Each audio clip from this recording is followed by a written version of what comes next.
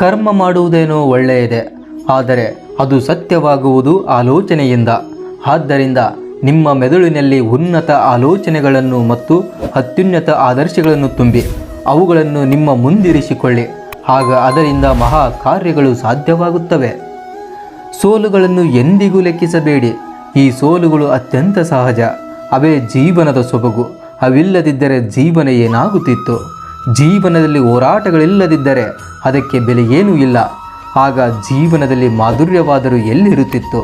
ಹೋರಾಟಗಳನ್ನು, ತಪ್ಪುಗಳನ್ನು ಲೆಕ್ಕಿಸಬೇಡಿ. ಹಸುವೊಂದು ಸುಳ್ಳು ಹೇಳುವುದನ್ನು ನಾನೆಲ್ಲೂ ಕೇಳಿಲ್ಲ. ಆದರೆ ಅದೊಂದು ಹಸು ಮಾತ್ರ, ಮನುಷ್ಯನಲ್ಲ. ಆದ್ದರಿಂದ ಈ ಸಣ್ಣ ಸೋಲುಗಳನ್ನು ಮತ್ತು ಕಾಲು ಜಾರುವುದನ್ನು ಎಂದಿಗೂ ಲೆಕ್ಕಿಸಬೇಡಿ.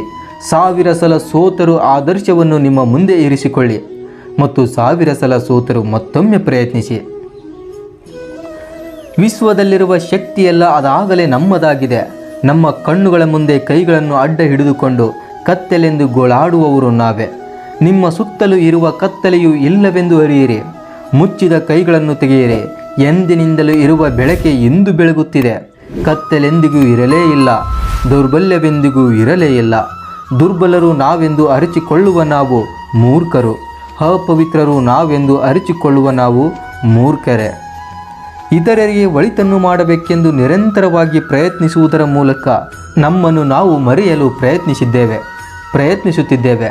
ಈ ಅಹಂ ವಿಸ್ಮೃತಿ ನಾವು ಜೀವನದಲ್ಲಿ ಕಲಿಯಬೇಕಾದ ಒಂದು ದೊಡ್ಡ ಪಾಠ. ತನ್ನಷ್ಟಕ್ಕೆ ತಾನು ಸಂತೋಷವಾಗಿರಬಹುದೆಂದು ಮನುಷ್ಯ ಮೂರ್ಖನಂತೆ ಭಾವಿಸುತ್ತಾನೆ.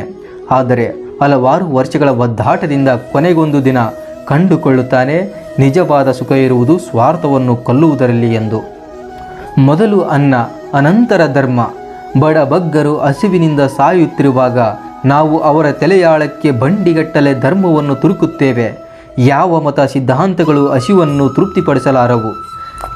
ನೀವು ಲಕ್ಷ ತತ್ವವಾದಗಳನ್ನು ಹೇಳುವುದು, ನಿಮ್ಮ ಮತದಲ್ಲಿ ಲಕ್ಷಾಂತರ ಅನುಯಾಯಿಗಳಿರಬಹುದು. ಆದರೆ ನಿಮ್ಮಲ್ಲಿ ಮಿಡಿಯುವ ಹೃದಯವಿಲ್ಲದಿರುವವರಿಗೆ ಅವೆಲ್ಲ ನಿಷ್ಪ್ರಯೋಜಕ. ವೇದಗಳು ಹೇಳುವಂತೆ ನೀವು ಅವರಿಗಾಗಿ ಕಳಕಳಿಯಿಂದ ಮರುಗಿ. ಅವರು ನಿಮ್ಮ ಸ್ವಂತ ಶರೀರದ ಅಂಗಗಳೆಂದು ನಿಮಗೆ ಅರಿವು ಆಗುವವರೆಗೂ ಮರುಗಿ.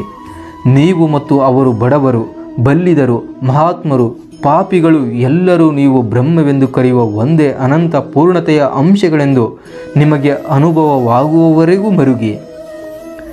ಈ ಜೀವನ ಕ್ಷಣಿಕ. ಪ್ರಪಂಚದ ಭೋಗಗಳು ಅಸ್ಥಿರ. ಯಾರು ಇತರಿಗಾಗಿ ಜೀವಿಸುವರೋ ಅವರೇ ನಿಜಕ್ಕೂ ಜೀವಿಸುವವರು. ಉಳಿದವರು ಬದುಕಿರುವುದಕ್ಕಿಂತ ಹೆಚ್ಚಾಗಿ ಸತ್ತಂತೆಯೇ. ದೇವರನ್ನರಿಸಲು ನೀನು ಎಲ್ಲಿಗೆ ಹೋಗುವೆ?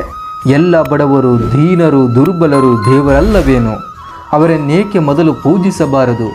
ಗಂಗೆಯ ದಡಕ್ಕೆ ಹೋಗಿ ಬಾವಿಯನ್ನು ತೋಡುವುದೇಕೆ? ಗಂಗೆಯ ದಡಕ್ಕೆ ಹೋಗಿ ಬಾವಿಯನ್ನು ತೋಡುವುದೇಕೆ? ನಿಮ್ಮ ಸಹಬಾಂಧವರ ಮುಖಂಡತ್ವವನ್ನು ವಹಿಸಲು ಯತ್ನಿಸಬೇಡಿ. ಬದಲಾಗಿ ಅವರ ಸೇವೆ ಮಾಡಿ. ಈ ನಾಯಕತ್ವದ ಪಟ್ಟದ ಹುಚ್ಚು ರೋಗ ಎಷ್ಟೆಷ್ಟೋ ದೊಡ್ಡ ಹಡಗುಗಳನ್ನು ನೀರಿನಲ್ಲಿ ಮುಳುಗಿಸಿಬಿಟ್ಟಿದೆ. ಸಂಘಟನಶೀಲತೆ ನಿಮ್ಮ ಸ್ವಭಾವದಲ್ಲಿಯೇ ಇಲ್ಲ. ಅದನ್ನು ತುಂಬಬೇಕಾಗಿದೆ. ಮಾತ್ಸರ್ಯರಹಿತ. ಇದು ಒಂದು ಮಹಾನ್ ರಹಸ್ಯ.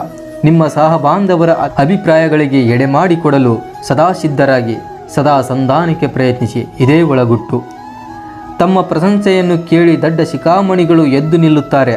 ಎಲ್ಲವೂ ಸುಗಮವಾಗಿ ಕೊನೆಗಾಣುವುದೆಂದು ಖಚಿತವಾದಾಗ ಏಡಿಗಳು ಧೀರತ್ವವನ್ನು ರೂಪಿಸಿಕೊಳ್ಳುತ್ತಾರೆ.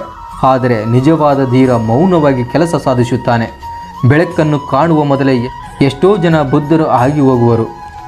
ಜೀವನವೊಂದು ಹೋರಾಟ, ಭ್ರಮನಿರಸಗಳ ಸರಣಿ. ಜೀವನದ ಮರ್ಮ ಭೋಗವಲ್ಲ, ಅನುಭವದ ಮೂಲಕ ಶಿಕ್ಷಣ. ಆದರೆ ಅಯ್ಯೋ, ನಿಜಕ್ಕೂ ಕಲಿಯಲಾರಂಭಿಸಿದ ಕ್ಷಣವೇ ನಮಗೆ ಕರೆ ಬಂದು ಬಿಡುತ್ತದೆ.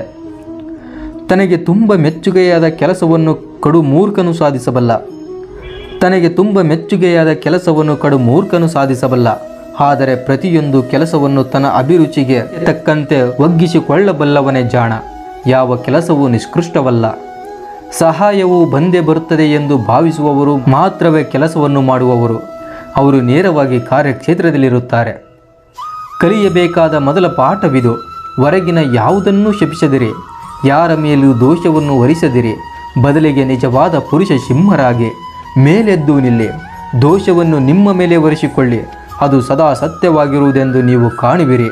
ನಿಮ್ಮ ಮೇಲೆಯೇ ಹಿಡಿತವನ್ನು ತಂದುಕೊಳ್ಳಿ. ಎಲ್ಲವನ್ನು ಭಗವಂತನೆಂದು ಆರಾಧಿಸಿ. ಎಲ್ಲ ರೂಪವು ಅವನ ಅಲೆಯು, ಉಳಿದೆಲ್ಲವೂ ಭ್ರಾಂತಿ. ಸದಾ ಒಳಗೆ ನೋಡಿ, ಹೊರಗೆ ಬೇಡ. ವೇದಾಂತವು ಬೋಧಿಸುವ ಭಗವಂತನಿವನು. ಅವನ ಆರಾಧನೆ ಇಂಥದ್ದಾಗಿದೆ. ನಾವು ಕಳೆ ಮೊಗದವರಾಗಿರಬೇಕು, ಉತ್ಸಾಹಶೀಲರಾಗಿರಬೇಕು. ಜೋಲು ಮುಖಗಳು ಧರ್ಮವಲ್ಲ.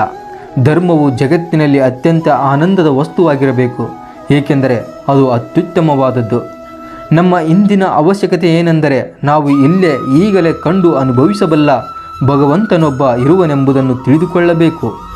ಜಗತ್ತಿನಲ್ಲಿ ಅಸ್ತಿತ್ವದಲ್ಲಿರುವ ಹಲವಾರು ಧರ್ಮಗಳ ಆರಾಧನೆಯ ಸ್ವರೂಪದಲ್ಲಿ ಭಿನ್ನತೆ ಇದ್ದರೂ ಆ ಧರ್ಮಗಳು ನಿಜಕ್ಕೂ ಒಂದೇ ಆಗಿವೆ.